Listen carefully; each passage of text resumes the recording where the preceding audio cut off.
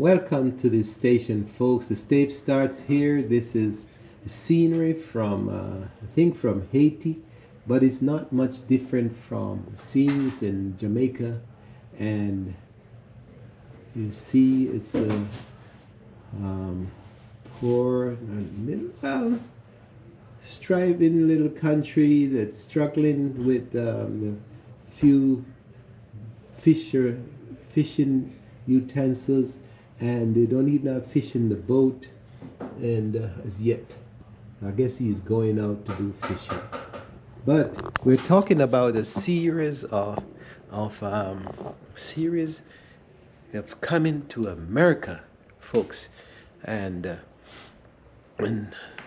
this morning, this is a continuation, chapter 2 or tape 2 of Coming to America. And let's turn on some light. So now you see all this glitter and all these things around the house, and paintings and all that. And you wonder where this guy how did he make his living? But it's coming from a far away. All that didn't exist. It takes time to build those things. It's religion and reading and working and struggle. So we were at welcome to Shippy the Explorer. Hope you're enjoying these tapes, folks. This is I'm inspired to do the household chapters, this thing, and then we're talking about life and medication, and now we are talking about the fact that how did I come, and so I'm just, instead of writing that book, I'm just gonna give you a couple of chapters. Welcome to the station. Hope you're enjoying some of these stories.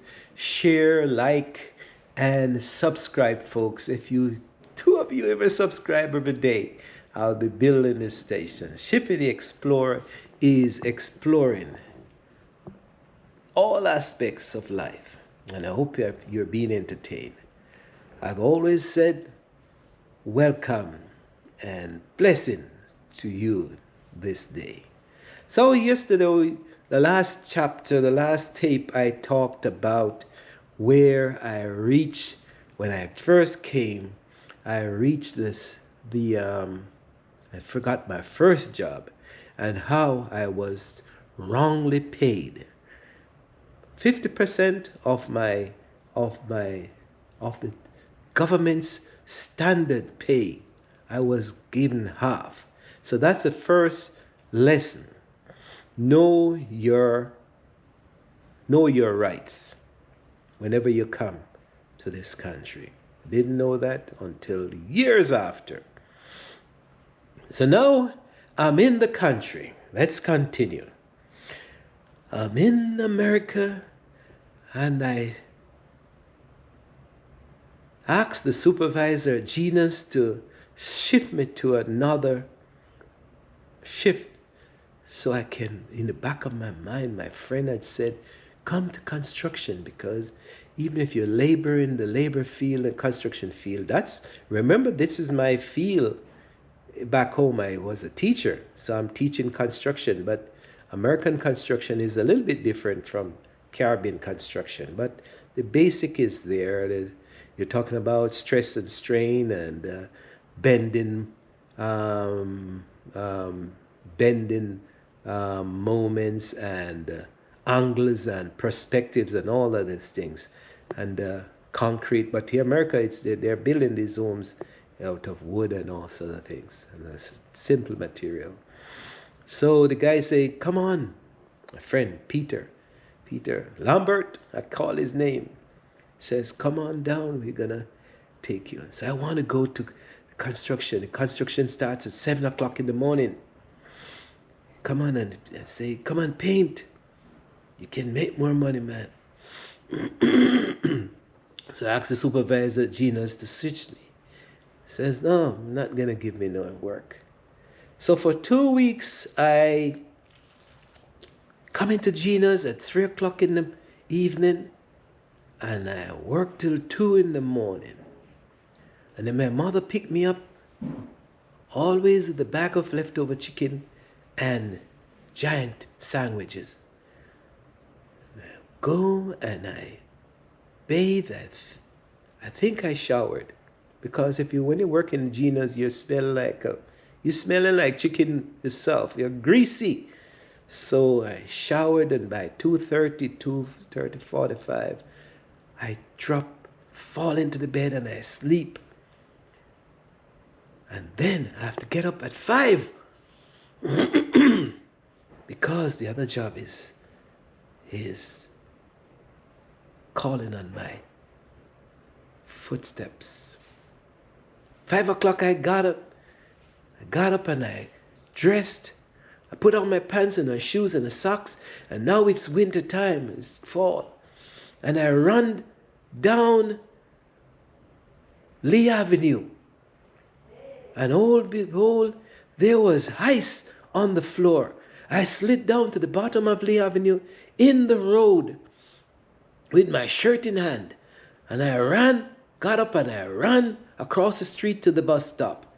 And I looked down the avenue and I saw the ride-on bus coming. And by the time I put on half of my shirt in the cold, the bus was there. I climbed into the bus and I ended up putting on the rest of my clothes in the bus. The bus takes off, took me to Silver Spring. I catch another bus that is heading to East-West Highway, and if you miss that bus, dog eat your supper. And I'm on my way to East-West Highway to Bethesda. And when I reached Bethesda, I took another bus, the third bus, and that took me up to, it was River Road, yes. But I walk off. I alighted from the bus, descended from the bus. I walk up to the construction site, and it is there, a supervisor and 8 buildings in a cul-de-sac. And I start to pick up the trash and the leftover construction material. And I sweep the buildings and I keep them clean. And then I have my Jamaican driver's license. Now we'll go to the buy material, and the painters and the workers are there, and I'm the yard man, not even punch out, a laborer.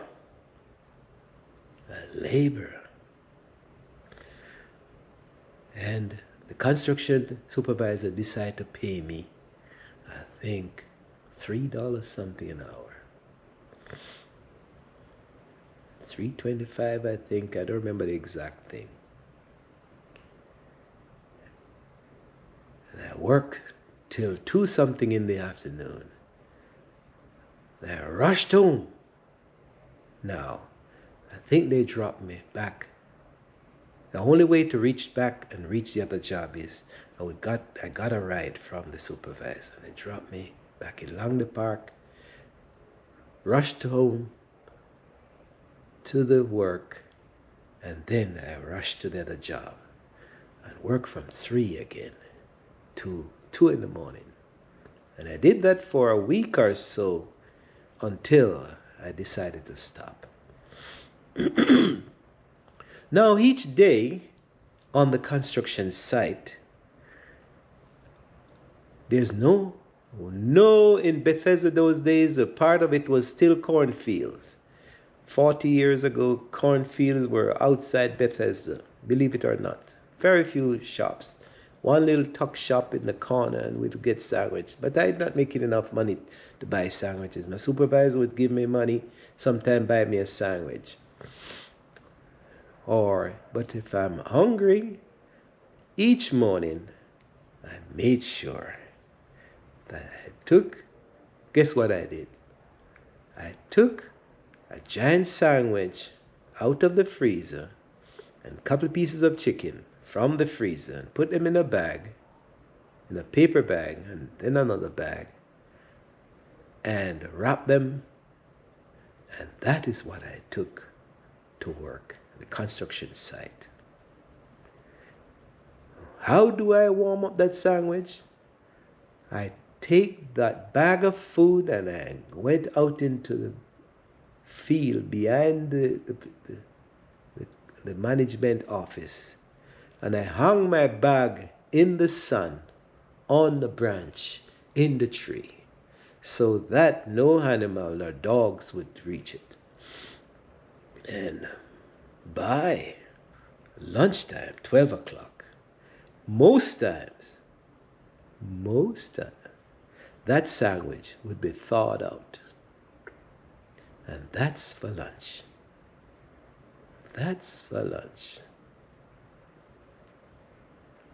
Coming to America. You can come, but you can make it.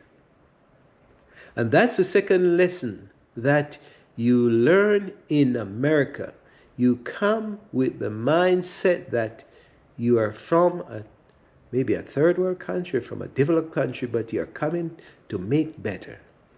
You're not going to waste anything. And you're conserving whatever you have. You're going to use it diligently. Now, in a few months, I wanted to bring my family. By this time, I was married. I had gone back home to Jamaica and got married in August of '79. And my wife and daughter were there. And after the wedding, I took up the top of the cake and I came back to America. The top of the cake, a little piece, because you want to keep that prosperity for 1 year. So when the anniversary comes, you have that cake. So I had that cake and I was working. And in 3 months after construction, and the cold is now licking my tail, and and then I look up, and every time a plane crosses the sky, I look up. I look in the sky more than how I look down on the dirt in the construction site. And believe me, by November, December that year, I said, I can't take it no more. I packed up and I went home to be with my wife and daughter. Came up in April 1st, came back in August, and by August, September, October, November, that December, I'm back out of this place because the cold is licking my shirt. Cold is licking my tail. But I was making a little bit more, $3 something an hour. And the construction supervisor said, they seem to love me, said, go to Jamaica, go home, and when you come back, the job is for you. Because when you look at those homes that they were building, not a nail or leftover material or paper or trash was left around the site. I kept that place clean like a whistle. And on time, and straightened out. When you drive in that place, you could live in those unfinished homes. So they liked me. I swept and I dusted and I kept those trash bins filled. But here is another part of the story. Decided to come back, saw my wife and child, and came back to America in the cold. And I decided to go back to the site. And Chris said, yes, your job is here. By that time, he had hired another guy, and the other guy was it was just dragging around and the place was getting back in messy, and I started to clean up again. They're happy to see me. Yes. So I worked. But the painters were there. Peter was there with his crew. Peter Lambert was painting the homes, and I said, "What you guys are doing? Painting?" "Yes." And I told him my story. And Peter says, "You can paint, man." I had painted, yes, in Jamaica. I had grown up with a family. My father, by name, was a painter. And I had seen how they painted. I had used the brush, and not the roller necessarily, but the brush. So I knew about painting. I said, "Yes." And I switched from laboring, and I joined Peter. And I left the construction site a happy man. The supervisor was happy, but I had moved from laboring to painting. And I joined Peter and his crew. And now we are working on the same sites, same homes, as subcontractors, not me, but I'm working for the subcontractor that's painting the homes. But I still see my supervisors, Chris, the whole supervisor. But the painting job now took me to $4.75 an hour. And that first week, I got my pay, and Peter and myself, we ran to the bank, and we had to cash the check. And I cashed the check, and I came home and Peter said, knocked me on the shoulder. He said, "Boy, you see how much money you're making now? You're a rich man." And he knocked me, and I said, and I hold my hands on the money. I said, I smiled. And I said, yeah. I came home, and guess what I did? I spread every dollar out on the bed in an even form, from the pillar straight down to as far as it could reach. I spread it out on the bed, and I looked at it, and I said, indeed, I'm making more money. I'm now rich. Now rich.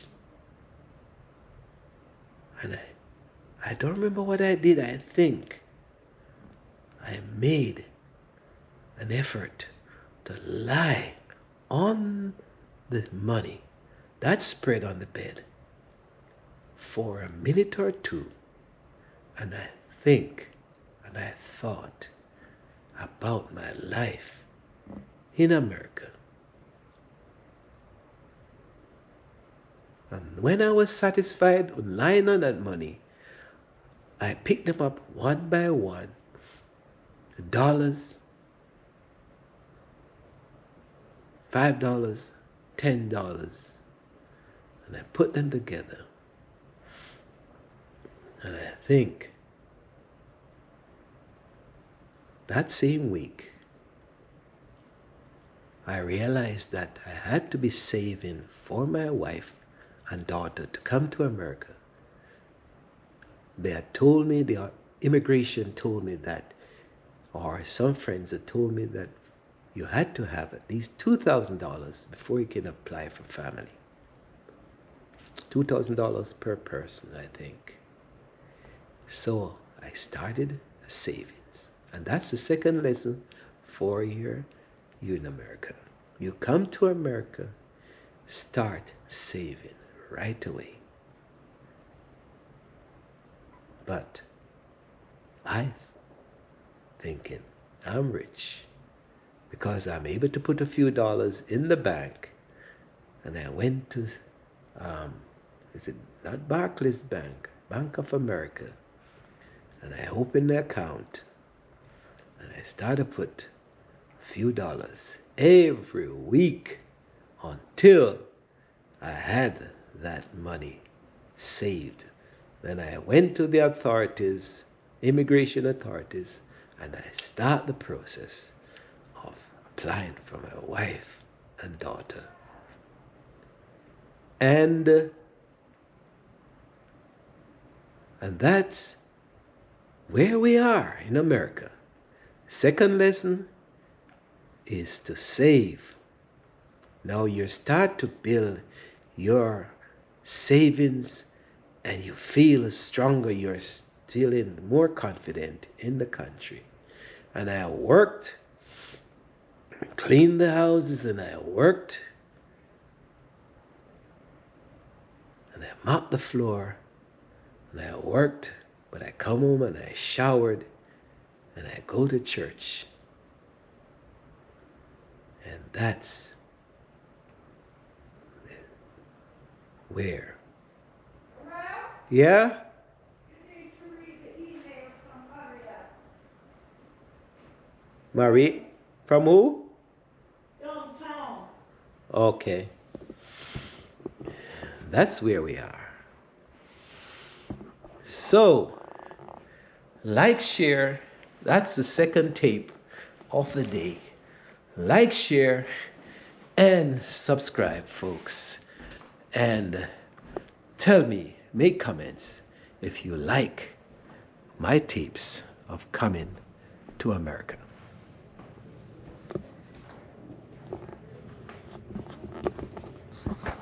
Complex. No, man.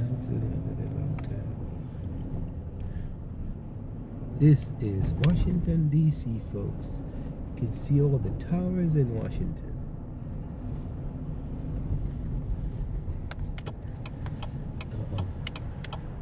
Belmont. Little block.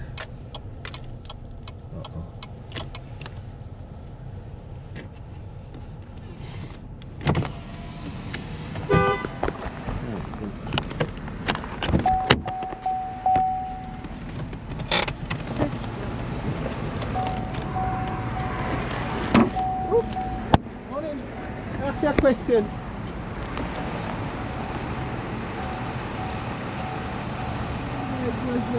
They ask him a question and just wait. And my supervisor now. I bet him have the forms then.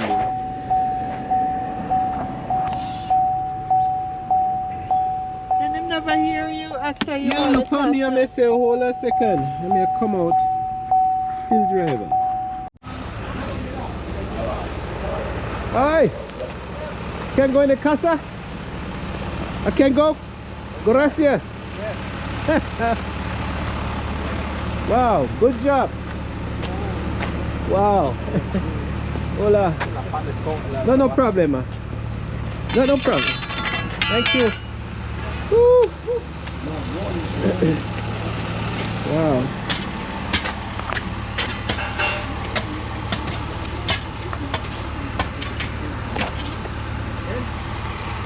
Woo. Can't find the keys now. Really? No.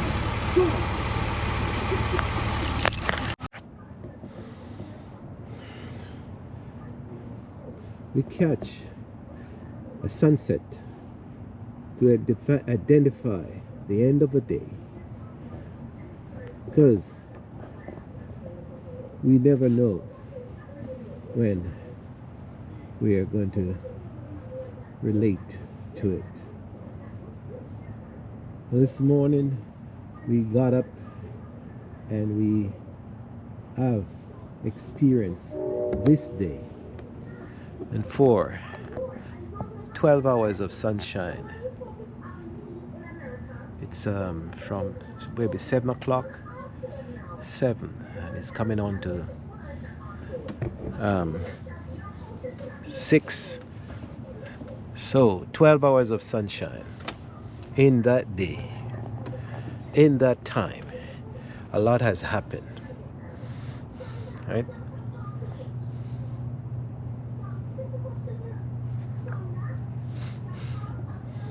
So the Indians take this as a significant thing. They sing to the sun as it rises, and they sing to it as it goes down. And they give praise for the day that was.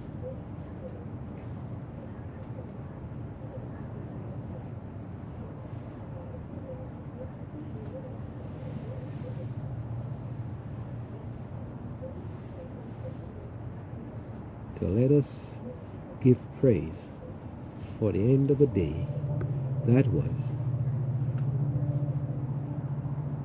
Most likely it was successful. If you're still alive, it was successful to a certain extent.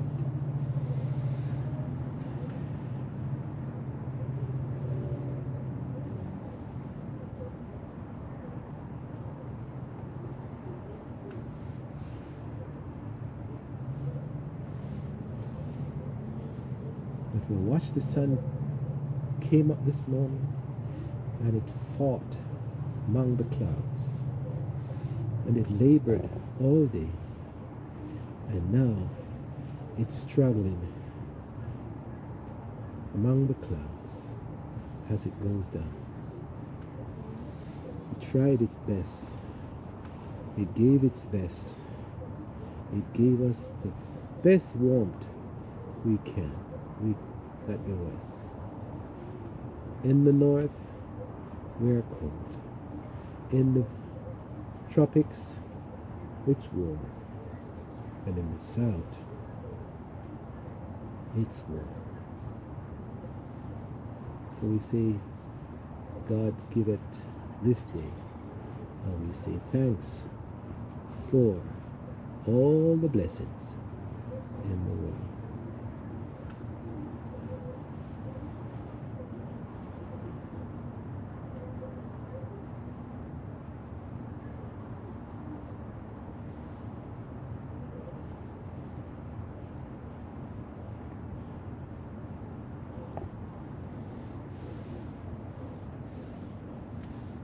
Still, we look down to the river and it's still frozen.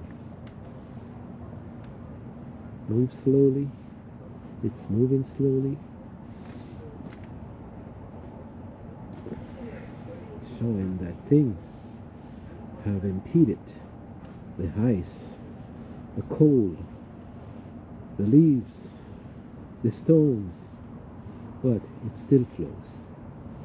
The sun,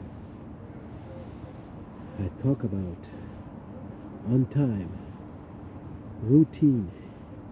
The sun is routine. Comes up religiously, goes down religiously.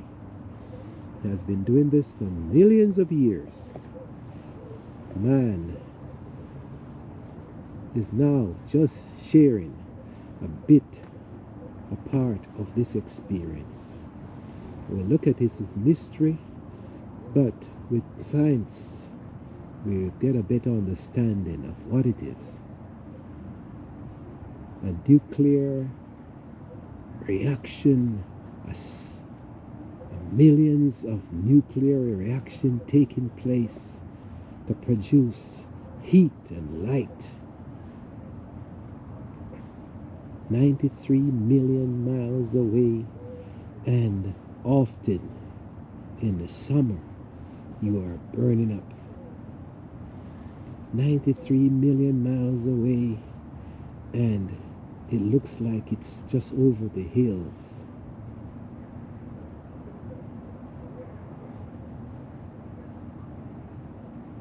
It has been faithful to us. It has been on time.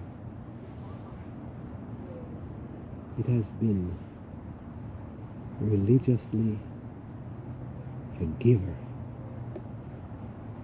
And here, as the world, as the earth spins to the east, we say goodbye to the sun in the west and say thanks for another day. We see you in the morning at Life Spear. Bye for now. God bless. God bless you all. Shippy the Explorer is saying blessings to all of you. May you live to see another day, another sunshine, when this religious body comes up. May your spirits be uplifted as it comes up. And may you find rest at night as it goes down. Bye for now. See you on another day's sunshine. Peace be unto you.